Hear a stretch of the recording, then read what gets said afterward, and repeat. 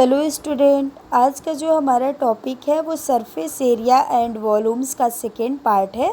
इसके पहले हमने एक पार्ट आपको प्रोवाइड करा दिया है और जिसमें हमने ये बताया था कि सरफेस एरिया एंड वॉल्यूम्स में आपको कौन कौन से टॉपिक पढ़ने हैं। साथ में हमने क्यूबाइड के बारे में आपको डिटेल्स डिस्कस करके बताया था, ठीक है, कि कैसे चीज़ें निकलती हैं, यानी सरफेस एरिया क्या होता है, total surface area, volume, diagonal, faces, edge, और साथ में हमने बताया था कि क्या होते हैं फेसेस, ठीक है, फेसेस कैसे बनते हैं, ये सारी चीज़ें और डिफिनीशंस हमने डिटेल्स डिस्कस किया हुआ है पहले वीडियो में। और ये वीडियो जो है वो हिंदी मीडियम और इंग्लिश मीडियम दोनों के लिए है। कंटेंट हमने इंग्लिश में तैयार किया है, लेकिन हम आपको इंग्लिश और हिंदी मिक्स करके समझाएंगे तो कोई प्रॉब्लम आपको नहीं आएगी, ठीक है। आपको बस क्या करना है, इस वीडियो को लास्ट तक देखना है और यहाँ से क्वेश्चन कंपटीशन एग्ज़ाम में भी बनते हैं, ठीक है। तो देखिए क्या क्या चीज़ें पढ़नी है, इसमें हमने पहले ही बता रखा, फिर भी हम एक बार आपको और बता देते हैं। घन, घना, बेलन, खोखला, बेलन, शंकु, गोला और अर्धगोला, यानी cube, cuboid, right circular cylinder, hollow cylinder, right circular cone, sphere और हेमिस्फीयर, जिसमें हमने घनाभ के बारे में डिटेल डिस्कस कर रखा है फर्स्ट वीडियो लेक्चर में। आज हम जो बताने वाले हैं वो आपको घन बताएंगे और बेलन बताएंगे, ठीक है। तो देखिए ये जानना ज़रूरी क्यों है, पहले ये जान लीजिए आप लोग। जैसे ही क्वेश्चन आपसे पूछा जाता है तो कभी कभी क्वेश्चंस को घुमाकर पूछा जाता है, तो जब आपको फिगर के बारे में पता नहीं रहेगा कि कौन सी चीज़ें कहाँ होती हैं तो उस क्वेश्चन को सॉल्व करना काफ़ी हार्ड हो जाता है और सॉल्व भी नहीं होता है, ठीक है। तो इसलिए आपको सबसे पहले इनके बारे में जानना ज़रूरी है और डिटेल जानना ज़रूरी है, फिर आपको क्वेश्चन सॉल्व करने में कोई प्रॉब्लम नहीं आएगी, ठीक है। तो हमने डिफिनीशंस से लेकर फॉर्मूले को कैसे निकाला जाएगा यहाँ सारा कुछ समझाया हुआ है और आपको सारा कुछ समझ में आएगा, बस आपको इस वीडियो को लास्ट तक देखना है, ठीक है। तो देखिए क्यूब क्या होता है, क्यूब को हिंदी में घन बोलते हैं, यानी क्यूब का अगर हम डिफिनीशन की बात करें तो होता है a cube is a 3 dimensional shape having all its side equal and the faces of the cube are square in shape. यानी कि क्यूब जो होता है वो 3 डायमेंशनल शेप है, ये तो सबको पता है। तो ये जो 3 डायमेंशनल शेप है इसकी जो सभी साइड्स होती हैं वो इक्वल होती हैं, साथ में इसके जो फेस होते हैं यानी कि जो फलक होते हैं क्यूब के वो स्क्वायर शेप में होते हैं, ठीक है। यानी कि हमने घनाभ में कहा था कि 6 आयताकार फलकों से घिरी हुई बंद आकृति घनाभ कहलाती है। तो ये 6 वर्गाकार, यहाँ क्या बोलेंगे, घन में बोलेंगे कि 6 वर्गाकार फलकों से घिरी हुई बंद आकृति क्यूब कहलाती है, यानी कि घन कहलाती है, ठीक है। और इसके जो सम्मुख फेसेस होते हैं ना, इसके जो अपोजिट फेसेस होते हैं वो क्या होते हैं, इक्वल होते हैं और साथ में पैरेलल होते हैं, समांतर भी होते हैं और समान भी होते हैं, ठीक है। अगर हम इसके एज की बात करें, वर्टेक्स की बात करें और फेस की बात करें तो आप फिगर के थ्रू समझिए कि कितने फेसेस होते हैं, कितने जो होते हैं और कितने वर्टेक्स होते हैं, ठीक है। तो अगर हम वर्टेक्स की बात करें शीर्ष की, तो जैसे घनाभ में 8 होता था वैसे घन में भी 8 ही होता है। देखिए कहाँ है, हमने एरो के थ्रू दिखाया हुआ है, तो ये होता है, ये आपका जो है ये क्या है, ये है वर्टेक्स, क्या है ये वर्टेक्स। अब कितने हैं काउंट कर लेते हैं, 1 2 3 4 5 6 7 8, कितने होते हैं, 8 वर्टेक्स होते हैं। अगर हम किनारे की बात करें या कोरे की बात करें या एज की बात करें तो कितने होते हैं, ये भी देख लो, हमने एरो के थ्रू दिखाया है, ये होता है कोर, एक क्या होता है, कोरे ये होते हैं। तो एक, ये दूसरा, ये तीसरा, ये चौथा, पाँचवा, छठवां, सातवां, आठवां, नौवां, 10वां, 11वां और एक और छूट रहा है, कहाँ है, 12 होते हैं। एक बार हम फिर से रिपीट कर रहे हैं, यहाँ ये वाला छूट गया है, ये एक है 12, ठीक है। देखिए कैसे 12 है, एक बार हम और बता देते हैं, ये एक है, ये दूसरा, ये तीसरा, ये चौथा, ये पाँचवा, ये छठा, ये 7वां, ये 8वां, ये 9वां, ये 10वां, ये 11वां और ये 12, ठीक है, 12 होते हैं। अब हम बात करें फलक की, तो देखो ये होते हैं फलक और यहाँ वर्गाकार फलक होता है। एक ये, दूसरा ये फलक है, तीसरा ये है, चौथा ये है, ठीक है, और पांचवा ये ऊपर वाला है और फिर छठा ये नीचे वाला है। तो कितने फलक होते हैं? 6 फलक होते हैं, ठीक है। अब हम बात करें इसके एरिया की, तो हमने यहाँ लिख रखा है, आप चाहें तो नोट कर लें कि क्यूब में कितने फेसेस होते हैं। तो 6 स्क्वायर फेसेस होते हैं, यानी कि फलक कितने होते हैं? 6 होते हैं और वो वर्गाकार होते हैं। और अगर हम कोरे की बात करें तो 12 होते हैं, या हम किनारे की बात करें तो 12 होते हैं। और वर्टिसेस कितने होते हैं? 8, यानी कि वर्टेक्स 8 होते हैं। अब हम टोटल सरफेस एरिया की बात करते हैं। तो टोटल सरफेस एरिया क्या है? तो घन और घनाभ में जो टोटल सरफेस एरिया होता है वही सरफेस एरिया भी होता है। यानी कि अगर क्वेश्चन में कहता है कि पृष्ठीय क्षेत्रफल बताइए या कहता है कुल पृष्ठीय क्षेत्रफल बताइए, तो आपको यही फॉर्मूले लगाने हैं जो अभी हम बता रहे हैं। क्या होता है फॉर्मूला टोटल सरफेस एरिया का? होता है 6a²। क्या होता है? 6a²। ए क्या है? तो ए साइड होता है, ठीक है। अब ये आया कैसे ये भी जान लो। तो अभी हमने कहा ना कि 6 स्क्वायर फेसेस से मिलकर बना हुआ है क्या? क्यूब। बोला ना कि 6 वर्गाकार फलकों से मिलकर घन बना हुआ है। तो यानी अगर हम 6 वर्गाकार फलक का एरिया ले ले, का क्षेत्रफल ले ले और उसको जोड़ दे, तो वो हो जाएगा क्या? घन का क्षेत्रफल। तो वही हमने लिख रखा है कि सम क्या होगा? सम किसका सम लेना है? Area of 6 square faces. अब स्क्वायर का क्षेत्रफल क्या होता है? स्क्वायर की एरिया क्या होती है? साइड स्क्वायर होती है ना? होती है कि नहीं होती है? भुजा स्क्वायर होता है ना? तो भुजा को अगर हम ए से डिनोट करें तो ये हो जाता है ए स्क्वायर होता है ना। तो देखो पहले का क्या होगा? भुजा इंटू भुजा, दूसरे का भुजा इंटू भुजा, फिर ऐसे side into side, side into side, मतलब 6 बार होगा। 6 है ना, तो 6 का एरिया होगा ए इंटू ए होगा ना, तो ए स्क्वायर ए स्क्वायर ए स्क्वायर 6 बार लिखा जाएगा। और 6 बार जब स्क्वायर स्क्वायर लिखा जाएगा तो ये हो जाएगा 6a²। क्या हो जाएगा? 6a²।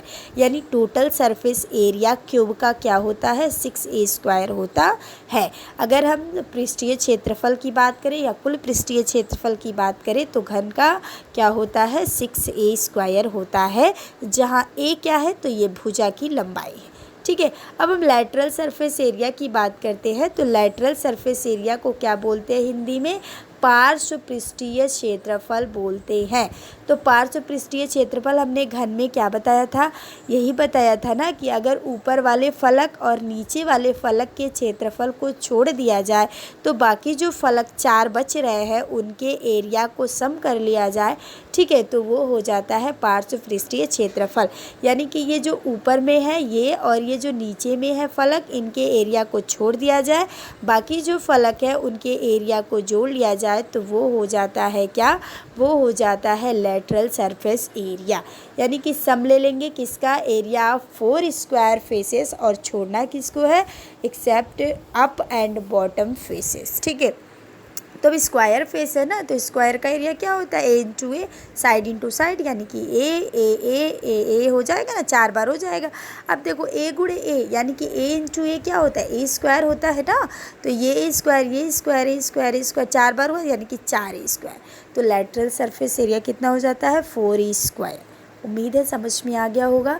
अब हम वॉल्यूम की बात करें कि जो क्यूबाइड होता है, क्यूबाइड में लेंथ भी होता है, विड्थ भी होता है और हाइट भी होता है। तो इसका जो एरिया होता है वो हो जाता है L into B into H, ठीक है। लेकिन अगर हम वॉल्यूम की बात करें क्यूब की, तो क्यूब का जो वॉल्यूम होता है इसके सभी साइड इक्वल होते हैं ना, तो लेंथ भी ए हो जाएगा, विड्थ भी ए हो जाएगा, हाइट भी ए हो जाएगा, यानी कि लंबाई चौड़ाई ऊंचाई सेम सेम हो जाएगी ना। तो ए इंटू ए यानी कि ए क्यूब क्या हो जाएगा? ए क्यूब। तो वॉल्यूम ऑफ द क्यूब यानी घन का जो आयतन होता है वो ए क्यूब होता है, और घनाभ का जो आयतन होता है वो होता है लंबाई गुणे चौड़ाई गुणे ऊंचाई, ठीक है। अब हम बात करते हैं राइट सर्कुलर सिलेंडर, लंबवृत्तीय बेलन, या हम इसी को कह देते हैं वेलन।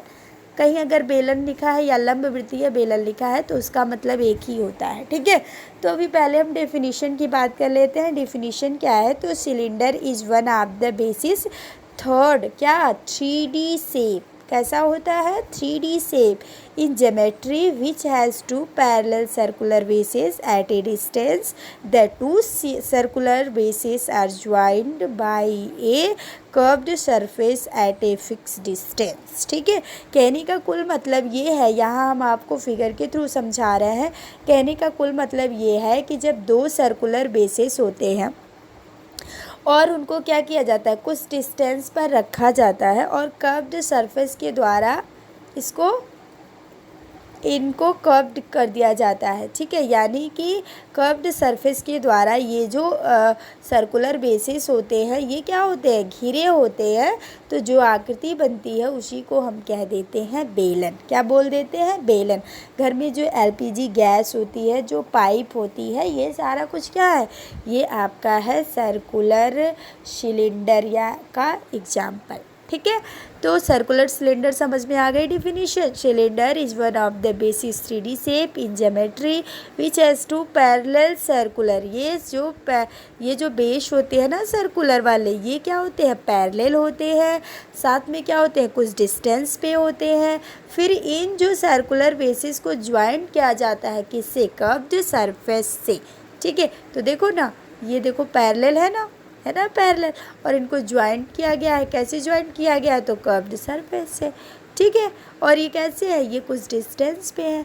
ये जो डिस्टेंस है ना, यहाँ ध्यान दो, ये पहले हम आपको सर्कुलर से उसके बारे में बता देते हैं, सर्कल के बारे में। तो देखो सर्कल क्या होता है, देखो यहाँ ध्यान से, ये सर्कल है। तो सर्कल का ये क्या होता है, सेंटर होता है, ये वृत्त का केंद्र होता है। यहाँ से यहाँ की जो दूरी होती है उसको कहते हैं त्रिज्या, यानी कि रेडियस कहते हैं ना। और इसका जो क्षेत्रफल होता है सर्कल का, वो होता है πr²। क्या होता है, πr² होता है ना। और अगर हम इसके क्षेत्रफल की बात करें तो πr², एरिया πr²।